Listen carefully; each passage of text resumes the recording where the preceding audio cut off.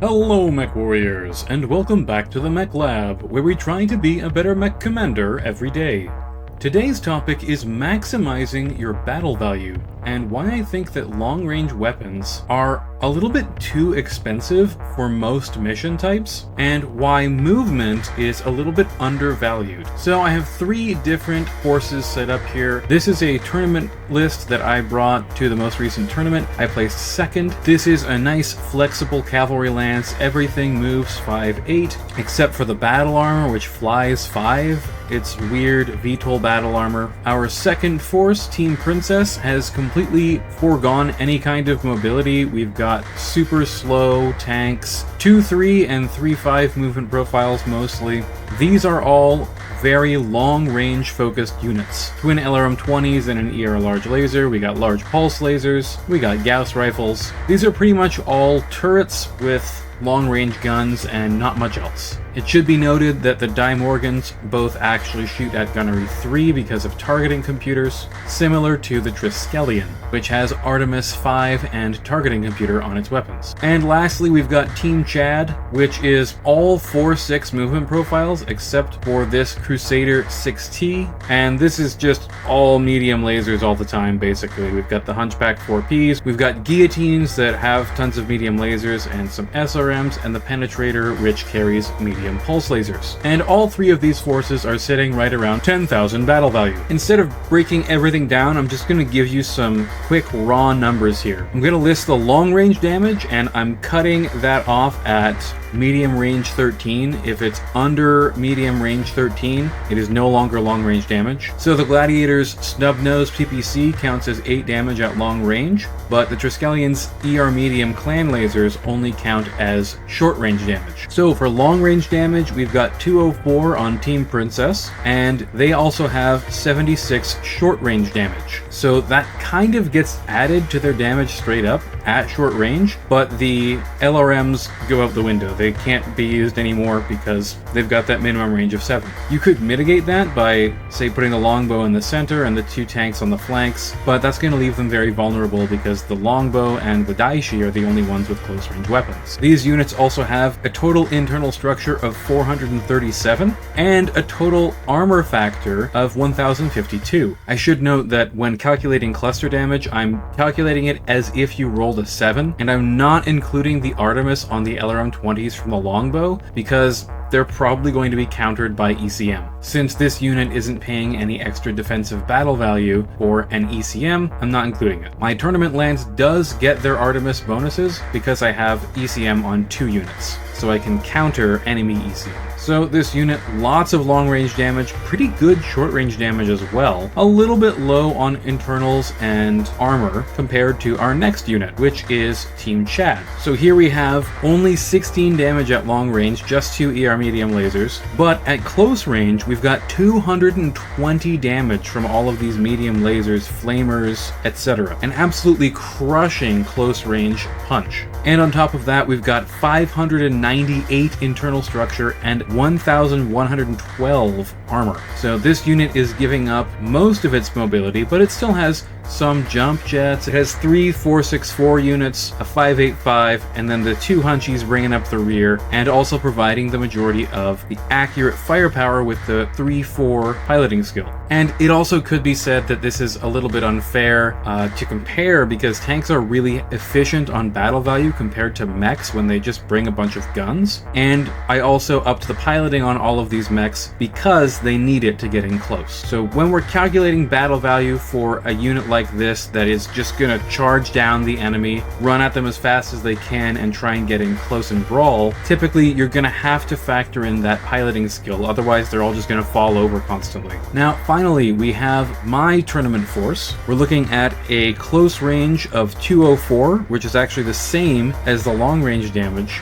of the sniper list, and a long range complement of 51. So they're the best balanced overall, so much more long range damage than these guys here, and much better close range, as well as being much more mobile, meaning that they can get their close range weapons in faster. Now we have sacrificed a bit of durability here, only 431 internal structure, and 849 armor. But when you factor in target movement modifiers, this lance is actually almost as durable as these 6 mechs here. The ability to jump into and out of forests, navigate terrain, use line of sight blocking with jump jets much better, jump behind enemies, and the Triskelion's ability to turn around and run away really quickly all factor in and make a really, really efficient skirmishing lance. Now, when you look at this force, having nearly as much close range damage as this lance here, and much more long range damage, you have to ask, how did I achieve that? Well, firstly,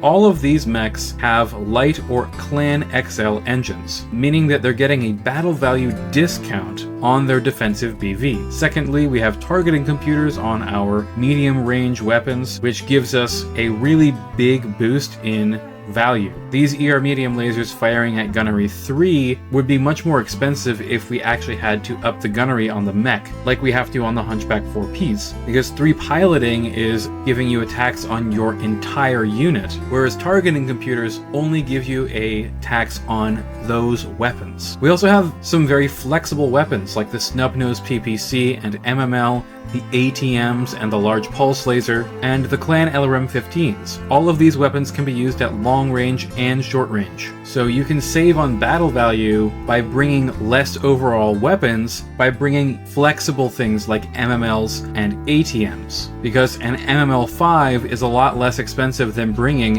an SRM-6 and an LRM-5 together. Lastly, one of the things that is not really costed correctly is movement. The TMM that you get from moving quite quickly, and the value that you get from it, being able to close more quickly, being able to jump over buildings and navigate terrain, and just the ability of jump jets to be able to turn you in any direction when you land, add a lot of nuance and flexibility to the lance that you might not get with a non-jump jet mech. I also just have to mention that Sylph battle armor is crazy cost efficient. Only 286 battle value, they're extremely accurate because of the way that they move, and they have heavy and regular machine guns, giving them 2 chances at really powerful cluster hits. But unlike Team Princess here with all of the snipers, we're not paying a ridiculous amount of battle value for a whole bunch of really, really long range, high damage weapons. Even with more internal structure and armor, I would still take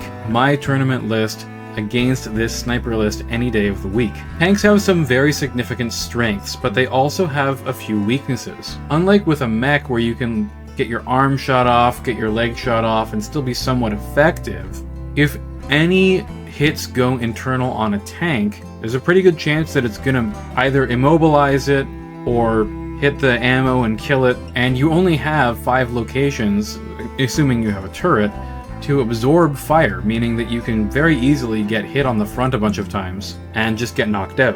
Whereas with a mech, it tends to splash over side torso, center torso, leg, arm. So tanks are really battle value efficient when it comes to just bringing lots of guns, but they're a little bit less durable overall, and it's much easier to immobilize them.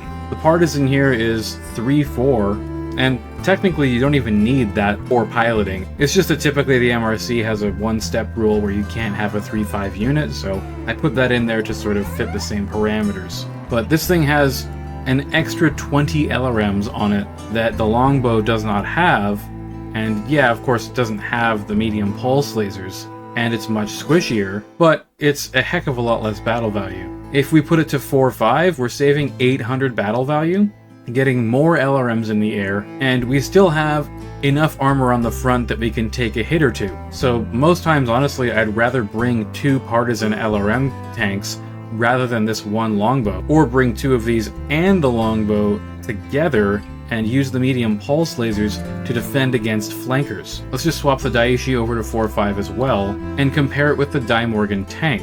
We have 3 Gauss rifles here, firing at effective gunnery 3, versus 1 Gauss rifle and 3 large pulse lasers, and a couple of backup streak SRMs. The Daimorgan has the same amount of armor on its front as the Daiichi does on its center torso, but a lot less internal structure. So what does this make the Daiichi better at? Well, it's much better at getting up hills because it's a mech and it's also a little bit faster. so it's better at getting into a sniping position. It's also a lot better at brawling, and it's going to discourage enemies from even trying to kill this thing because it has so much armor that it's almost impossible to kill. I've tried to kill a direwolf many a time, and usually I'm unsuccessful. Or I focus it for the entire game, manage to kill it, but the entire rest of the enemy's force is picking me apart while I'm doing it. So I would probably rather have 2 Daimorgan tanks rather than 1 Daishi. Split them up, put them on each flank. It has a little bit better overall range. It's still going to take a beating before it goes down, and it has those heavy impact weapons to open up armor. You're basically looking at 6 Gauss rifles with gunnery 3 versus 1 Gauss rifle and 3 large pulse lasers. So the pulse lasers are going to be a little bit more accurate at range 14, but once you get to that range 15, these Gauss rifles are much more accurate. So highly efficient tanks like the Daimorgan are going to be better bang for your buck as a sniper. Because remember, sniper's job is to sit in the back and throw shots down range. Ideally, you want to have tanky units in the middle line intercepting the enemy forces that are coming in. Now, on the other side of things, these units that completely dedicate themselves to short range, these are going to be really great depending on the situation.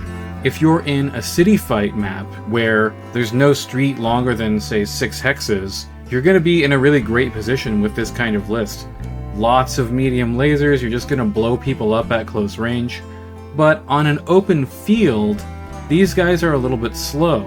They might get picked apart by the sniper lance as they're advancing at long range. They don't have the movement to generate as much TMM as our more balanced force here. So me as a player, I like to bring something like this, very balanced. Everything has reasonable movement. Everything can kind of engage at medium to long range, but is mainly focused on the brawl, because that's where most games end up.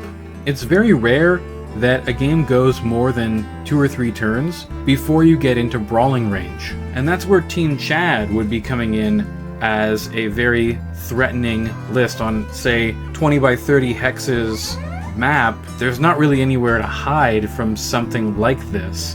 They're eventually going to get on top of you and rip you to pieces. But if you make smart choices, you can still get highly efficient close-range damage numbers, while also bringing some medium and long-range fire.